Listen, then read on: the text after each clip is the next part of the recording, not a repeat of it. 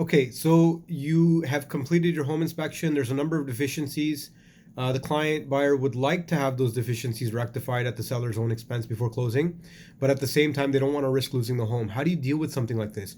Now, normally, what I'll do is if I have, for example, 5 days for inspection, on the fourth day, after the inspection and everything is done, I will put together an amendment. In the amendment, I will basically write that the seller agrees at the seller's own expense to repair in a professional and workmanlike manner, and I will outline all of those different issues. And in addition to that, I will actually put into the agreement a provision for a holdback so that if those issues aren't rectified before closing, then each item has a dollar amount associated with it that will be held back from the proceeds of the closing or directed as a credit on the closing for the benefit of the buyer. Now, what we'll do is we'll make this amendment irrevocable by the buyer and have it expire by 11:59 p.m.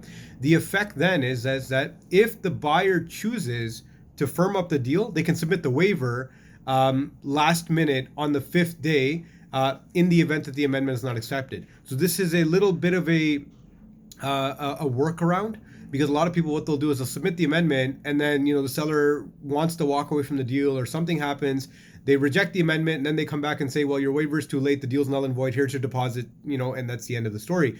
So to protect your buyers in a situation like this, make the amendment, have it expire several hours before the actual condition expires. And if the amendment's not accepted and executed by that time, simply go in and have your clients waive after you've gotten their written directions to do that, so that the property's not lost. Hope that helps. Ricky Rathor here again, broker owner at Remax Empire Real Estate Lawyer, Rathor Bay Professional Corporation. We'll see you again next time. Bye for now.